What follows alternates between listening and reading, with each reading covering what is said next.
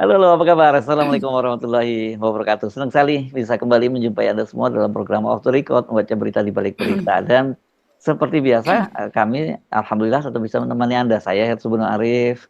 Dan saya Agi Beta, senang sekali menjumpai teman-teman semua. Mas Irsu sebetulnya tuh banyak sekali ya, gemes banget kita dengernya, banyak sekali yang bisa kita apa namanya, kita diskusikan, kita Nah, percakapkan gitu. hmm, Tapi hmm. mungkin ya Ada mungkin yang kita pilih. ada yang betul-betul off the record. Sebenarnya ada yang bisa kita omongin, tapi betul-betul off the record ini nggak betul.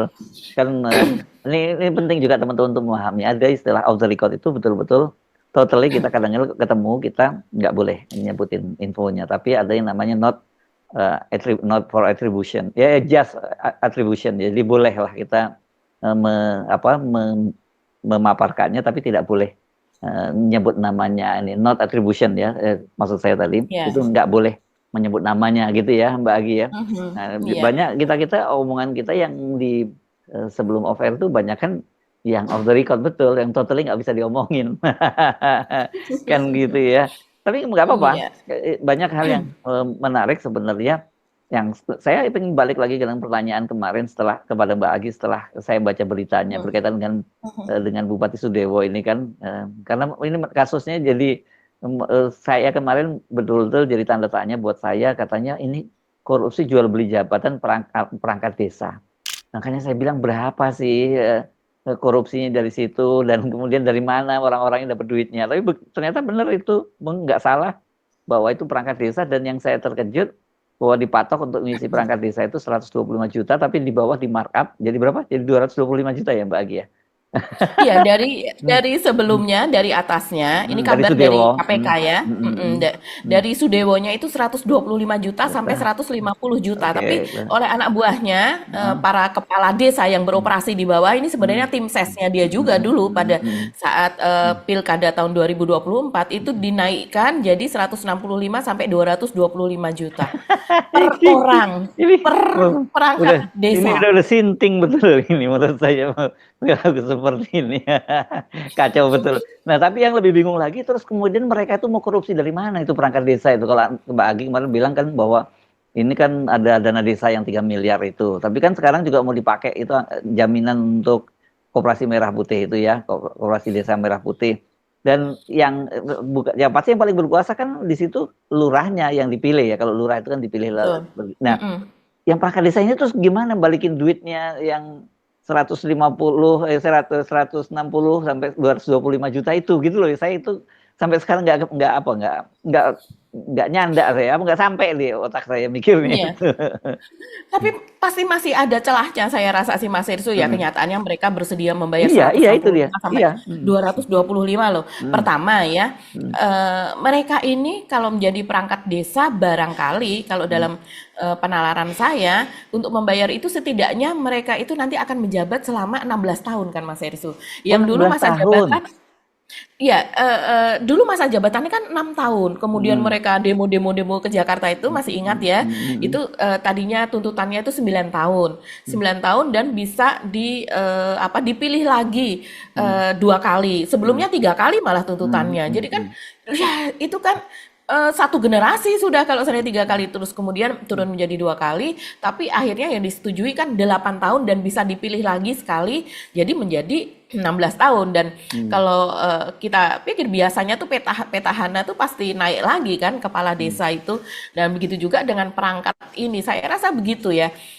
Iming-imingnya seperti itu karena kalau menurut KPK dari Sudewo sendiri dia mengatakan kenapa ya kalau kenapa banyak sekali yang bersedia untuk membeli jabatan tersebut begitu Hmm. karena memang ada pengkondisian dari Sudewo ini mengatakan bahwa kalau seandainya tidak bersedia untuk membayar tersebut sekarang, maka tahun depan tidak ada tawaran untuk tawaran jabatan untuk perangkat desa lagi. Jadi kesempatannya gitu, chance-nya ya hanya ini saja Hmm. begitu. Hmm. Hmm. Jadi mereka ya sudah mungkin ya saking kepinginnya dan kemudian mereka juga apa mendapatkan gaji bulanan sekarang itu beserta dengan tunjangan-tunjangannya begitu. Walaupun nggak seberapa, ya mungkin bagi kita tidak apa ya, kalau orang yang di kota, tapi mungkin yang di desa plusnya itu Mas Hersu ya, Iya, iya, belum tapi lagi mengelola dana desa gitu. tetap aja kok ada yang sampai mau nyot 160 sampai 225 itu, aduh, benar-benar udah rusak betul ya negara ini ya, mulai dari sampai level bawah seperti itu ya gitu ya. Betul. Coba ya kita lihat Mas Hersu ini untuk gaji. Berapa sih gaji seorang apa namanya? Berapa gaji seorang kepala desa gitu Kepala dan desa ini juga ya. dengan perangkatnya. Ya, ini kepala desanya Mas Hersu ya. Ini yang menjadi kaki tangan dari Sudewo tadi ya yang Hmm. mengumpulkan. Kepala desa itu gajinya 2.426.640 rupiah. Kepala Nah, desa ini ya. kepala desa. Gaji Ini ada tunjangan lagi setara nggak? ada banyak Mas Hersu. Ini setara dengan 120% dari gaji pokok PNS golongan 2A. Nah, kemudian untuk sekretaris desa itu gajinya 2.224.000 Nah yang ini ya belakangnya perangkat rupiahnya. desa ini kan ini ya, mulai sekretaris desa ini mulai disebut perangkat desa ini ya. Iya, yang sebetulnya yang disebut dengan perangkat desa itu yang lainnya Mas Hersu. Oh yang Coba ya lainnya. kita. Iya ya. Coba saya lihat. Jadi perangkat desa itu ada kepala ini kepala pelayanan misalnya, terus kemudian semacam humasnya seperti itu. Jadi perangkat apa namanya perangkat desa ini selain kepala desa dan sekretaris desa itu tadi Mas Hersu. Ya, coba ya kita lihat perangkat desa itu berapa. Kalau sekretaris desa tadi 2.224.000 ya. Kemudian untuk perangkat desa lainnya begitu upah mereka itu di bawah yang sekretaris dan kepala desa tentu saja yaitu 2.022.000. Jadi Oke. gitu ya. Nah, coba Ya. kita sekarang lihat tunjangan jabatannya. Kepala desa tunjangan jabatannya 500.000, sekretaris desa 450.000, perangkat desa 400.000. Nah, Jadi kalau jadi tadi kan kita tahu ya, 2.400.000 lah itu ya. 2.500.000 sudah iya kita 2.400.000 bulatkan. lah, 22 ribunya nggak Mm-mm. kita hitung gitu ya, jadi Mm-mm. 2,4. Kemudian tunjangan kinerja atau tukin Oh, ada itu juga. ada Mas Hersu. Mm-mm. Jadi yang nggak ada Tantim. Iya. Mungkin Tantim ada juga ya kalau ada badan usaha milik Iya, desa ya begitu. BUMDes. Nah, ya. BUMDes. Oke. Nah, ini kepala desa untuk tukinnya itu 300.000, sekretaris desa 250.000 dan perangkat desa 200.000. Jadi berapa tuh Mas Dua Ersu? koma enam yang 26 paling ya? bawah, 2,6 ya. Terus apa lagi? 2,6. Kemudian tunjangan kesejahteraan, kepala desa 200.000, sekdes itu 150.000, perangkat desa 100.000, berarti 27. 2.700.000 ya. Iya, dan tunjangan lainnya yaitu kepala desa 100.000, sekdes itu 75.000 dan perangkat desa 50.000. Oke, dua juta Jadi tujuh 2 ratus lima juta, puluh ya. ya Dua dua juta tujuh juta ratus lima tujuh puluh ratus kalau kali setahun tuh berapa tuh coba kali kali 12 kan, terus kemudian kali 8 tahun. Ya itu habis loh, Kali Mbak. 16 lah. Ya ya. Kalau seandainya sudah sekali Hmm. diangkat, Hmm. ya akan Ya sama dengan kepala desa kan belum biasanya. tentu nanti bupati berikutnya akan minta lagi, Mbak. Ya kita hitungnya lama. Bisa Ya, ya. jadi Itu ya. habis loh, Mbak. Itu duit yang 160 juta tadi itu sampai apalagi 220 juta tuh, dengan angka seperti itu habis gitu ya. Berarti dia masa mau meres-meres rakyatnya juga gitu. Kan nggak dapat juga tanah bengkok segala macam kan kalau seperti itu kan. Kalau udah ada gaji Iya. nggak ada tanah bengkok dong dia di situ ya. Ya. Iya, nggak mungkin kalau seandainya tidak ada celah, tidak ada harapan gitu ya. Hmm. Kemudian mereka mau membayar sebanyak itu. Ini kan suap dan juga pemerasan ya kalau dari sisi Sudewo dan juga para kepala desa yang lain yang bertugas untuk mengumpulkan dana ini dan sudah terkumpul 2,6 miliar loh Mas Yesu. Itu dia Jadi makanya. Berapa orang itu jadi kalau tingkat berapa ratus iya orang? dan ininya posisinya yang lowong itu ada 600 lebih Wow. posisinya. Jadi bayangkan 600 lebih, ada yang bilang 601, ada yang mengatakan 615 ya 600 lah begitu. 600 dikalikan 165 150 deh. juta sampai Ya, 150 iya deh kita sampai bulatin gitu ya. 225 loh. Oh iya, iya. Jadi Jadi berapa? iya, jadi ya kita bisa bayangkan ini baru sebagian dan yang menariknya dijelaskan oleh Asep Guntur Ayu ini PLT Direktur apa penyidikan Deputy, dan deputy penindakan dan deputi ya, deputi penindakan dan eksekusi ya ya. dari KPK. Dia mengatakan sambil tersenyum juga begitu. uang-uang itu tadi dibawa dengan menggunakan karung beras. Jadi menggunakan Hmm. karung beras Hmm. yang dan setorannya itu banyak yang berupa receh lah katanya begitu. Masya Jadi Allah. berupa receh dan awalnya itu tidak berbentuk seperti itu, seperti yang diperlihatkan kepada media pada Hmm. saat konferensi pers. Hmm. Jadi awalnya itu ya itu sudah dirapikan lah, sudah dipak-pak, sudah dirapikan gitu. Jadi bentuknya seperti itu. Sebelumnya ya berarti berarti orang itu betul-betul mengumpulkan dari mana-mana, bukan dia ngambil di bank begitu ya, berupa simpanan dan sebagainya. Ya mungkin mengumpulkan berupa 50.000, recehan-recehan di bawahnya apa dan sebagainya. Dan karung beras itu katanya hanya ditali begitu dengan menggunakan karet gelang. Jadi Ini betul-betul kere ini betul-betul ya mainannya ya. iya. Bahwa pada akhir tahun 2025, pemerintah Kabupaten Pati, Jawa Tengah mengumumkan akan membuka formasi jabatan perangkat desa pada bulan Maret 2026. Jadi di akhir tahun sudah disampaikan bahwa akan ada pembukaan formasi ya untuk perangkat desa di tahun depan. Maksudnya di tahun ini pada bulan Maret. Kabupaten Pati diketahui memiliki total 21 kecamatan dengan 401 desa dan 5 kelurahan. Jadi keseluruhannya ada 406 ya. Saat ini diperkirakan terdapat 601 jabatan perangkat desa yang kosong. Jadi ada 601 jabatan yang akan diisi pada formasinya pada bulan Maret yang akan datang. Atas informasi tersebut kemudian diduga dimanfaatkan oleh saudara SDW selaku Bupati periode 2025-2030 bersama-sama dengan sejumlah anggota tim sukses atau orang-orang kepercayaannya untuk meminta sejumlah uang kepada para calon perangkat desa. Ini perangkat desa aja dimintain uang gitu ya untuk jadi ini. Ya, seperti tadi disampaikan umumnya itu ya pejabat eselon 2, eselon 1 di kabupaten, tapi ini desa ini. Sejak bulan November 2025 diketahui SDW telah membahas rencana pengisian jabatan perangkat desa tersebut bersama tim sesnya.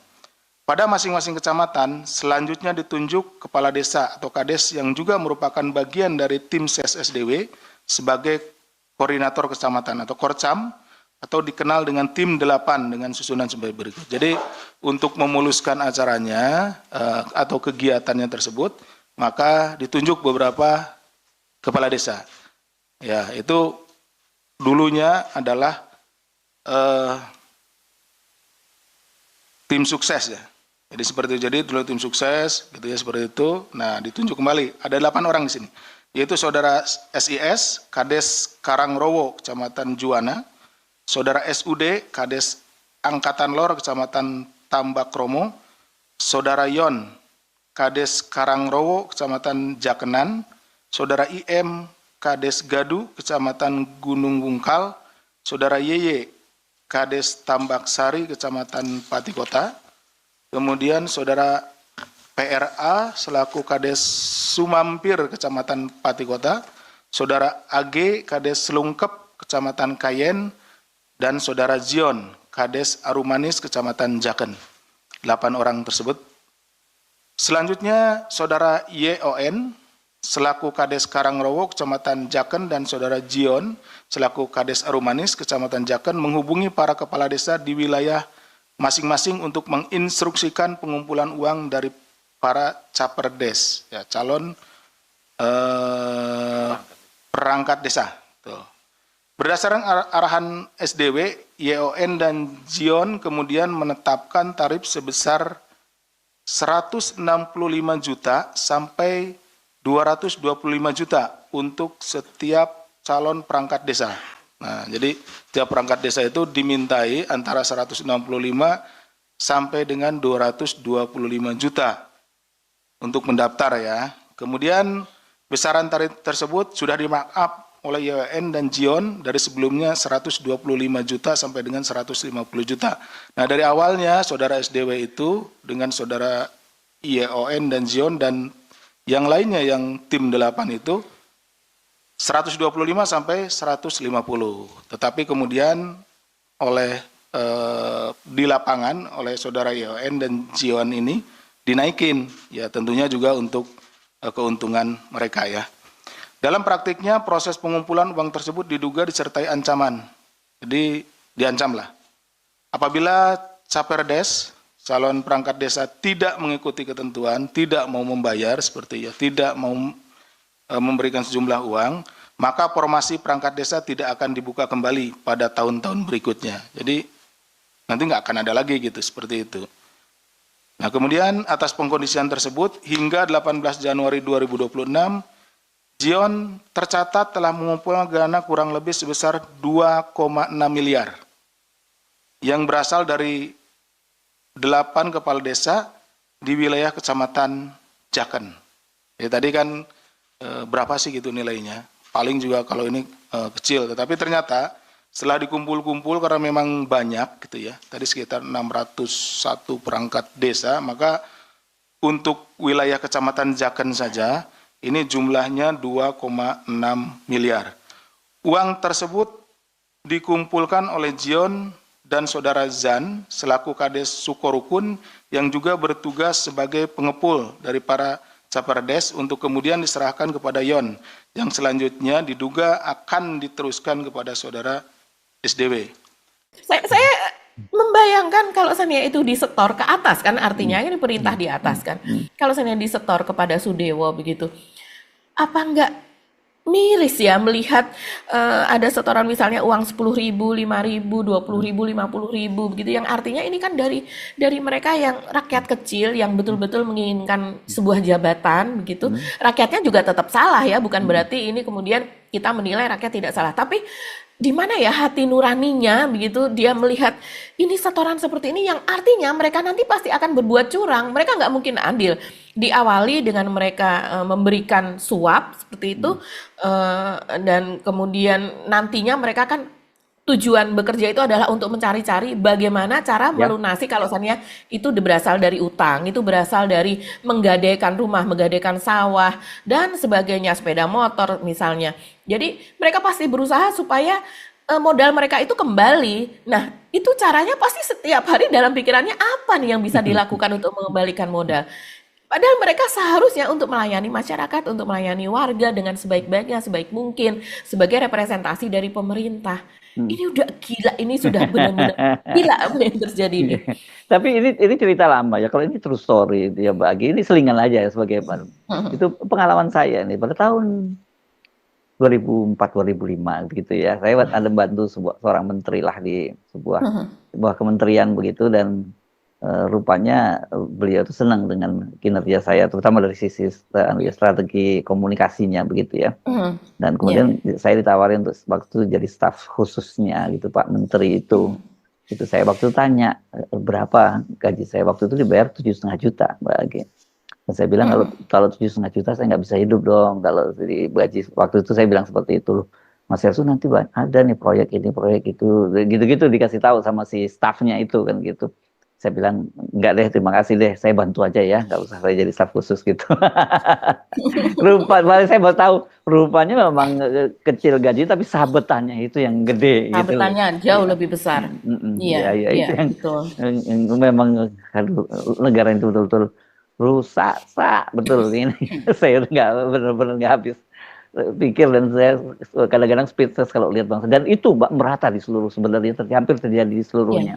Nah, walaupun kemudian juga bagi orang yang kemudian kesempatan ini yang sekarang ingin agar pilkada itu tidak langsung, ingin ke DPRD, bilang tuh makanya tuh kalau pilkada langsung ya seperti itu, rusaknya seperti itu. Saya kira mau pilkada langsung maupun apa nggak rusaknya ya tetap rusak aja gitu, karena kalau tadinya mungkin money politik pada rakyat gitu, itu nanti bedanya money politiknya kepada para pimpinan partai politik dan juga kepada anggota dewan kan.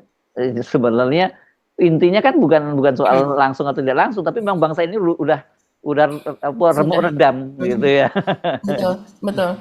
Jadi seolah-olah melakukan korupsi, melakukan penyuapan, pemerasan itu menjadi sesuatu hal yang sangat biasa begitu. Dan kalau di atas biasanya ini dari KPK sendiri juga mengatakan biasanya jual beli jabatan seperti ini memang jabatan yang memang meter gitu ya, yang memang penting. Jadi misalnya di provinsi, di tingkat provinsi, di gubernuran gitu, misalnya kepala dinas apa dan sebagainya, di provinsi kan banyak sekali jabatan-jabatan itu, atau di kabupaten dan wali kota gitu. Dan yang melakukannya ya para bupati, wali kota dan juga gubernur. Tapi ini loh di tingkat desa Iya, gitu. ini pertama kali ini saya kira pasti. Kopi. Hah? Iya. Tapi kalau sudah seperti ini artinya sudah menjadi template kan Mas Heri, sudah menjadi kebiasaan ya. Ya nanti kalau Ini kita mungkin menjadi aja yang ini, terbongkar gitu ya, mungkin baru di sini, tapi iya, sebenarnya udah prakteknya banyak terjadi di tempat lain kan gitu. Yang seperti betul. sebelumnya yang di Ponorogo itu ya kan, waktu itu kan yang Mm, justru yang nyuapnya itu karena kepala rumah sakit ya, yang nyuap supaya dia terpilih betul. kembali gitu. Mm, Ya oke lah, mm, masih lumayan, walaupun saya mikir dari mana ya penjualan obat kali ya di rumah sakit kan, apalagi sekarang pakai BPJS. Jadi otaknya kalau mm. otak kotor itu mau di mana aja bisa korupsi ya Mbak Agi ya. Betul, betul. Dari yang tidak ada bisa diada-adakan gitu. Iya. Jadi sesuatu bisa di-markup Hmm. yang tidak dilakukan, tapi kemudian mereka bikin bukti-bukti berupa Hmm. foto apa dan sebagainya. Ya. Seperti misalnya, misalnya untuk SPJ ya, untuk Iya, apa iya. tugas Hmm. kemana-kemana, yang mungkin dia tidak pergi bahkan gitu, Oh tapi iya. nanti foto-fotonya bisa dibuat kan semuanya itu sekarang biasanya sebagai pelaporan itu ada bukti itu berupa visual, bukti Nah, visual, foto dan video itu bisa dibuat semuanya nah kayak lebih lucu gitu. itu ada pengalaman lucu lagi kalau soal FVJ itu Mbak Agi. Saya pernah juga Mhm, kan jadi konsultan di sebuah perusahaan pemerintah ya, BUMN mhm. pemerintah gitu. Suatu hari pergi keluar kota, saya cuma pergi 3 hari kok suruh tanda tangan 5 hari loh. Saya bilang kan saya cuma 3 hari, kenapa ini mesti 5 hari? Oh mas saya suruh gitu. Mereka malah cerita, ini sih dia nunjuk si orang itu Mhm. kemarin klaimnya di SPJ dia sebulan tuh lebih dari 30 hari. Coba bayangkan ada yang seperti itu Mbak Agi. Ini betul-betul udah rusak gitu. Ini memang wajah bangsa ini bangsa terkutuk ini kalau menurut saya lihat perilakunya seperti itu ya.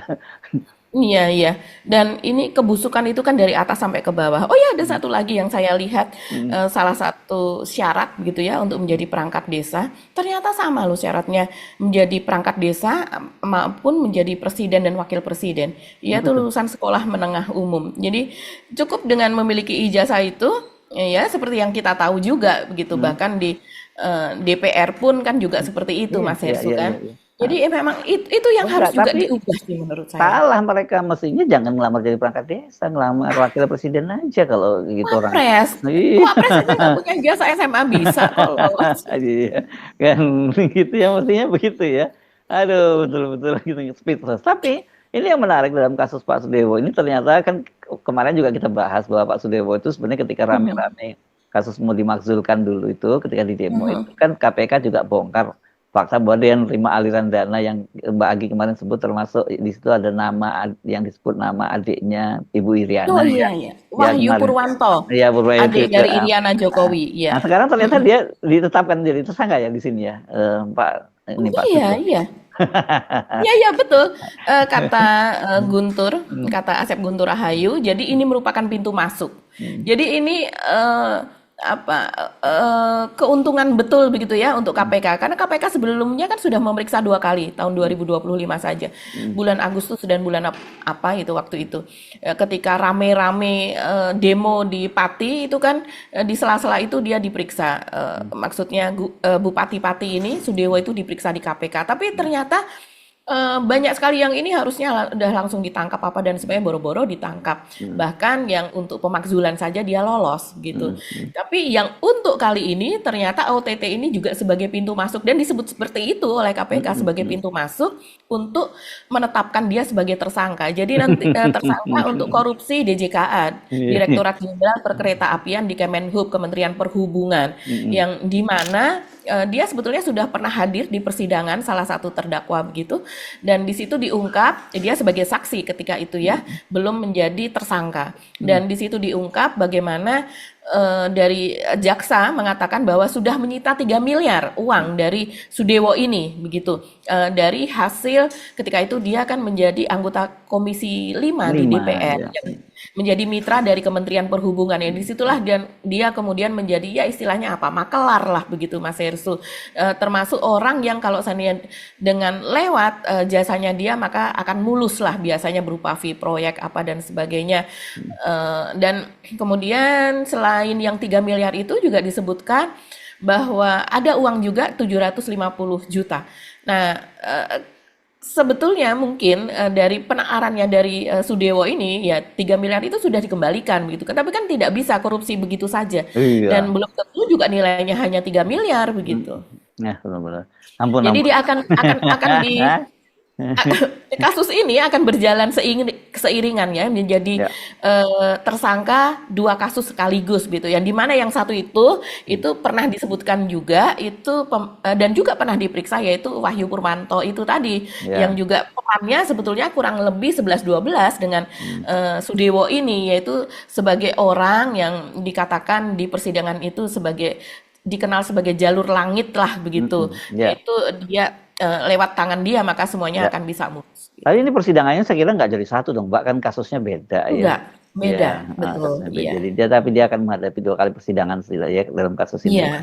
Narik nasib Iya. Pak Sudewo, Pak Sudewo kan apa samet ya. Kalau yang Tapi satu pede banget loh Mas Herssu, Oh, pede pede ya? banget dia. Ya, ya. Pede sekali kepada wartawan juga dia mengatakan ya, saya tidak tahu dan juga tidak pernah melakukan hal ini. Jadi seolah-olah ini tapi ya yang dulu pun yang kasus DJKA kan dia juga mengatakan hal yang sama begitu. Nggak mungkin melakukan itu begitu sebagai anggota DPR Oke. yang terhormat dan sebagainya. Kalau Maidi bagaimana perkembangannya? Nah, Maidi ini memang tidak sedahsyat dari dari Sudewo ya, tapi memang sudah ditetapkan juga sebagai tersangka. Ini berkaitan dengan fee proyek. Dan sepertinya kalau kita melihat OTT yang terjadi pada tahun 2025 kemarin, setidaknya ada 5 itu yang di OTT, ada gubernur, ada bupati begitu. Ya rata-rata seperti itu sih Mas Herssu, ijon proyek, terus kemudian juga penunjukan penunjukan proyek. Jadi di spill begitu. Jadi nilai paling rendah dari sebuah proyek itu berapa? Jadi nilai perkiraan paling rendah itu ada istilahnya sendiri sebetulnya. Jadi di spill kepada si pihak ini yang akan diberikan proyeknya. Jadi kemudian pihak-pihak yang lain itu nggak tepat gitu. Jadi misalnya ini paling rendah nih 10.000. Nah, dia memberikan angka sedikit di bawah 10.000, misalnya 9.900 gitu. Nah, nanti kan dia dapat. Karena perkiraan paling rendahnya sudah di bawah perkiraan nilai proyek yang paling rendah gitu. Sementara yang lain mungkin 10.500 misalnya. Ya, jadi ya seperti itu dan nanti ketika dia sudah mendapatkan itu akan ditunjuk dia harus membeli bahan-bahan proyek itu di mana. Seandainya ini proyek infrastruktur, dia harus membeli di mana itu sudah ditunjukkan di sana. Jadi dan itu ada fee lagi itu ya. Ada sudah di markup Mas Herssu. Jadi misalnya ini supplier bangunan gitu ya atau supplier untuk sebuah proyek infrastruktur. Nah, nanti di sana bahan-bahan itu pun di notanya itu sudah sudah di markup di sana. Jadi diproyekkan begitu. Dan itu menjadi kelaziman di mana-mana begitu. Perilakunya kalau apa ya? Kalau saya nggak tahu bahasa Indonesia apa yang tepatnya Mbak Agi. Ngomongin ini gila nih. Apa itu ya? Ngomong apa ya? Ya, ini Gilani dan Gegirisi. Gitu, apa itu? Gegirisi itu apa ya? Menakutkan, menjijikkan gitu ya. Tapi nggak pas ya rasa bahasanya. Tapi itu betul-betul perilakunya udah rusak. Dan saya mendengar bahwa perilaku semacam ini sebenarnya udah merata loh ya. Tapi ya, cuman kebetulan aja nih yang ada apes nih yang kena itu kan gitu. Jadi ya, bayangkan ya kalau bangsa seperti ini. Saya memang sangat percaya ya kalau korupsi ini diberantas itu bangsa Indonesia itu makmur Pak. Luar biasa makmur ya. Luar biasa. Memang luar biasa sumber daya kita tapi perilaku manusianya dan ini menurut saya sebenarnya memang bangsa ini udah rusak. Harus ada pembentukan kembali karakter national building-nya itu ya. Dan itu sebenarnya dimulainya kemarin kita udah singgung ya harus dari keluarga. Ya kalau dari keluarga kemudian ini kan keluarga anaknya, istrinya dan sebagainya kan mentoleransi perilaku korup dari bapaknya kan mereka tahu gaji bapaknya berapa, penghasilan berapa harusnya tahu. Suami, istri lah termasuk ya satu suami gitu. Tapi kok mereka menikmati fasilitas mewah seperti itu. Ya Allah, mudah-mudahan kita diberi kekuatan lihat bangsa itu seperti itu. Mas Ersu, ini saya baru searching ya. Hmm. Struktur jabatan perangkat desa. Hmm. Ini nama-nama jabatannya ya. Unsur sekretariat desa, di bawah sekretaris desa itu ada kepala urusan atau kaur, itu kaur tata usaha dan umum, kaur keuangan, kaur perencanaan untuk urusan perencanaan dan pembangunan desa. Kemudian untuk pelaksana teknis itu ada kepala seksi. Kepala seksinya yaitu seksi pemerintahan, bidang pemerintahan desa, seksi kesejahteraan, bidang kesejahteraan masyarakat, seksi pelayanan, bidang pelayanan publik atau semacam humas. Banyak Nah, yang banget. biasanya, ya biasanya kalau di desa itu kan ya orang-orang yang terlihat apa ya sederhana begitu ya, terus kemudian juga merakyat terhadap warganya di situ begitu. Kita nggak akan pernah menduga kalau ini tidak terbongkar bahwa mereka sudah menyetor sekitar 165 sampai 225 juta gitu untuk jabatan itu, Ya. yang mungkin kalau di desa itu sudah jadi rumah gitu Mas Oh iya Yusuf. jadi Mbak, oh, udah jadi Sudah rumah. jadi rumah, Bagus iya. itu ya. Oke, kita meninggalkan ini, memuakkan ini Mbak, ini berita ini. Masih ada yang mau kita tambahkan Mbak Agi di luar soal cerita-cerita yang nggak bermutu ini. Ya, mungkin kita update saja ya, update soal sidang citizen lawsuit yang ada Oh, di hari Selasa kemarin ya di Solo ya. yang hari Selasa kemarin. Itu menarik juga loh, karena bagaimana timnya Pak Taufik dan juga Andika Dian Prasetyo, gitu ini lawyer ya untuk apa namanya dua penggugat itu Bangun Sutoto Dan Top ya, Taufan. maaf, dan Top Taufan. Nah, bagaimana ada saksi yang ditampilkan yaitu dari dosen UGM, dan ini saksi ini Pak Bagas Puji Laksono. Ini menarik Mas Hersu karena kemudian dia memperlihatkan ijazahnya gitu ya, dan agak menyindir-nyindir juga bagaimana ijazah itu boleh memang ijazahnya sudah dilaminating lah ya. Boleh dipegang, boleh apa namanya dibolak-balik, boleh difoto, boleh divideokan, dilihat hologramnya, dilihat watermarknya, kemudian dilihat embossnya dan sebagainya. Dan ini yang bersangkutan ini Pak Bagas ini lulus tahun 88. 3 Jadi tahun dia di bawah tahun yang diklaim Pak Jokowi lulus ya. Tahun 85. Iya, jadi dia angkatan 84. Dan yang menarik menurut saya bagaimana dia mengatakan bahwa sarjana muda itu selesai pada angkatan 83. Persis di bawah dia. Jadi ketika dia masuk angkatan 84, sudah tidak ada program sarjana muda itu, di mana sarjana muda itu menurut dia nanti mahasiswa itu akan mendapatkan ijazah sarjana muda dan juga akan diberikan evaluasi dari pihak UGM. Begitu. Jadi ada nilai untuk sarjana muda ini. Nah, sarjana muda yang terakhir lulusnya itu tahun 86, karena kan 3 tahun ya. Ini tidak bisa disebut D3, itu lain lagi. Karena ini memang programnya untuk sarjana. Ada sarjana muda, kemudian ditambah lagi 1 tahun dia menjadi sarjana. Nah, menurut Pak Bagas ini, kalau ada yang lulusan di bawah 86, artinya Pak Jokowi ya, Pak Jokowi 85.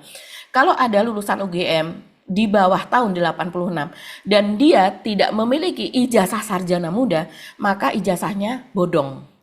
Bapak paling cepat menempuh berapa tahun di era saya itu paketnya 9 semester, 4,5 tahun. Saya kurang dari 4,5 baru lulus. kurang dari 4,5 Ya. berarti sekitar 4 tahun. Ya 4 tahun lebih dikit lah. Saya harus kakek. Tapi kan itu Pak Bagas kan posisinya apa namanya kumlot. Ya. Tapi kalau seandainya Pak, zaman waktu itu apa menempuhnya itu dalam waktu 5 tahun itu berarti termasuk pinter. Masuk pintar. Mungkin enggak dalam waktu 5 tahun tapi IPK-nya 2. Ya nggak mungkin, nggak aneh. Nggak mungkin. Aneh. Orang menyelesaikan 157 SKS selesai 5 tahun kok IPK-nya 2. Pak Bagas ini menyelesaikan berapa SKS? 159. 159. Ya. Waktu itu ada enggak untuk sarjana S1 Nah. itu D3 dulu atau mungkin sarjana dulu terus kemudian lanjut Gini.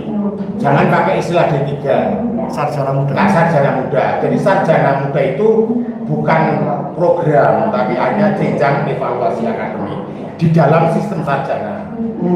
UGM, angkatan terakhir di UGM yang diberlakukan sistem sarjana muda, ada evaluasi sarjana muda itu 83. Angkatan 83 terakhir itu. Angkatan 84, angkatan saya itu paket semesternya masih sama, SKS-nya masih sama, tapi jenjang evaluasi sarjana muda nggak ada, makanya saya nggak punya sarjana muda. Dan evaluasi sarjana muda terakhir di UGM itu tahun 86. Jadi barang siapa saja yang sudah sebelum tahun 86 pasti punya 2 ijazah, sarjana muda dan sarjana. Pasti sebelum 86 pasti. Kalau seseorang yang sudah sebelum 86 punya ijazah sarjana tapi tidak punya ijazah sarjana muda, maka bisa dipastikan ijazah sarjananya bodong. Dia yakin itu. Dan ini yang bersangkutan ini dosen UGM, dia lulusan terbaik pada masanya, pada lulusannya pada saat itu. Dan dia ini dari jurusan teknik nuklir dan kemudian S2 S3-nya dari Swedia. Dan dia menjadi dosen UGM, bayangkan sudah berapa puluh tahun dia menjadi dosen desain, jadi sudah tahu betul. Jadi kesaksian ini saya rasa sangat berharga untuk tim. Nggak dimarahin nih sama Profesor Rovan nih, nanti ada dosennya. Nah itu tadi, salut kita kepada Pak Bagas Bujilaksono ini. Dia sebagai dosen UGM dan kemudian berani memberikan kesaksian ini, tapi dia juga fair Mas Hersu. Karena ketika ditanya soal ijazah yang berkacamata, dia mengatakan, jadi ketika itu UGM memberlakukan kalau seandainya memang kacamata itu sebagai identitas seperti dirinya, karena dia itu dari sejak SD sudah memakai kacamata, sehingga kemudian ketika dia masuk UGM pun ya sehari-hari dipakai kacamata, ijazah dia berkacamata. Selama ini kan memang dipersoalkan ya bagaimana ijazah Jokowi memakai kacamata. Tapi kalau Jokowi kan kacamata tidak menjadi identitas, sebagai bukti bahwa setelah dia tua dia tidak berkacamata. Kemudian ketika dia mendaftar sebagai anggota pecinta alam UGM, ada fotonya tidak berkacamata. Foto-foto ketika dia mendaki gunung yang diklaim sebagai dirinya tidak berkacamata. Ketika dia KKN yang diklaim foto tersebut sebagai dirinya tidak berkacamata. Jadi bukan sebagai identitasnya begitu. Tapi yang jelas bahwa ada aturan di mana orang boleh memakai kacamata sebagai foto untuk ijazah. Tuh. Ya ini menarik, makin hari makin menarik ya. Gitu. Jadi makin menarik, terus makin ya, menarik. Citizen cuman iya. siap-siap ada aja. satu lagi, Apa ya tuh? ini kunci juga menurut saya, karena skripsi dari Jokowi selama ini kan sudah ada dokumentasinya di Rismon, karena dia sempat memegang skripsi itu dan difoto dari halaman ke halaman, di mana tidak ada tanda tangan dosen penguji. Ini juga dikatakan oleh Pak dosen ini bahwa tidak mungkin sebuah skripsi tidak ada tanda tangan dosen penguji. Nggak boleh dong kalau dia nggak iya, ada. Dari situ nanti dia tidak bisa yudisium, tidak akan mendapatkan nilai yudisium, itu sebagai persyaratannya kan itu. Kalau tidak mendapat nilai yudisium ya dia tidak wisuda. Jadi artinya foto wisudanya Jokowi ya berarti tidak ada, karena dia skripsinya tidak ada tanda tangan dosen penguji. Ya, makin lama makin menunjukkan no perfect crime ya, nggak ada kejahatan yang sempurna. Saya wisuda UGM 19 November 88. Saya ujian skripsi 28 Oktober 88. Itu tanggal itu ditulis di ijazah. Karena saya tidak ada revisi di skripsi. Keren banget dong. Hari itu langsung dikeluarkan yudisium. Makanya tanggal ujian, sebenarnya tanggal di ijazah itu adalah tanggal yudisium dikeluarkan. Tapi karena saya tidak ada revisi, langsung keluar yudisium, maka tanggal di ijazah itu adalah ujian itu. Ya, Pak Bagas. Nggak ada revisi dan seterusnya. Pak Bagas kan lewat proses mekanisme seperti yang lain ya, mengisi kartu rencana studi, kemudian mengadakan penelitian seminar proposal sampai akhirnya yudisium ya tanpa revisi. Nah, saya ingin tanya, tentu tahu dong siapa pembimbing akademik, siapa pembimbing skripsinya, siapa bisa disebutkan? Ya. Pembimbing akademik saya atau pembimbing KRS itu Insinyur Monjo. Insinyur Monjo. Dan nama itu tertulis di KRS. Ya. Karena KRS kita pasti ada tanda tangan beliau. Betul. Kemudian pembimbing skripsi saya Profesor Prayoto dan Dr. Ismuntoyo. Dr. Ismuntoyo. Ya.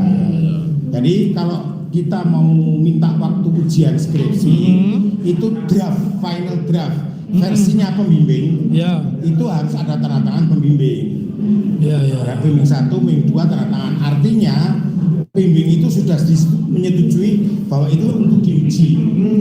Kalau tidak ada, jurusan tidak akan pernah membuat surat undangan ujian skripsi. Ujiannya itu berapa orang yang menguji, Pak? 4 orang. Kalau di Teknik Nuklir ada 4. Pembimbing 1, pembimbing 2, kemudian penguji 1, penguji 2. Ya. Tradisinya penguji 1, 2 itu adalah ketua jurusan dan sekretaris jurusan. Ya. Oke, mereka yang penguji. Ya. Terus ditandatangani nggak, Pak? Karena saya tidak ada revisi ya langsung ditandatangani situ. Oke, jadi bukan seperti yang katanya si Joshua Sinambela di UGM itu biasanya nggak ditandatangani. Oh enggak, itu ngawur. Setengah, lebih dari setengah. Itu ngawur. Enggak, ya? Tidak ada tanda tangan penguji maupun pembimbing, yudisium nggak akan pernah dikeluarkan. Oke, ini sudah dibantah hari ini tanpa ada tangan pembimbing 1, pembimbing 2 ya. Karena dulu tidak ada pembimbing tunggal ya. Ya, saya belum pernah lihat. Yang lebih dari 2 ada. Ya, tapi jadi pembimbing 1 nggak ada, 1 pembimbing itu nggak ada. Karena saya juga kuliah di tahun-tahun itu, lulus 91, pembimbing saya juga ada pembimbing 1, pembimbing 2. Ya. Nah, ini yang menarik catatan dari wawancara kami dengan Pak KPH Bagas itu bahwa tidak mungkin kalau sampai punya ijazah tanpa skripsinya ditandang dosen pembimbing 1, pembimbing 2. Oh iya, nggak mungkin. Nggak mungkin. Jadi tanpa tanda tangan dosen pembimbing dan dosen penguji, yudisium tidak akan pernah dikeluarkan. Tanpa yudisium tidak ada ijazah. Tanpa yudisium tidak bisa daftar wisuda. Oke, kita tunggu terus. Jangan tapi siap-siap untuk anti klimaks juga loh ya, kadang-kadang yang faktor persidangan apa, nanti keputusan hakimnya juga apa itu. Siap-siap aja ya seperti itu. Oke, sampai ketemu lagi. Kami mohon pamit. Saya Harus Arif. Dan saya Gbeta, terima kasih atas perhatian teman-teman. Tetap salam akal sehat. Wassalamualaikum warahmatullahi wabarakatuh. Waalaikumsalam warahmatullahi wabarakatuh.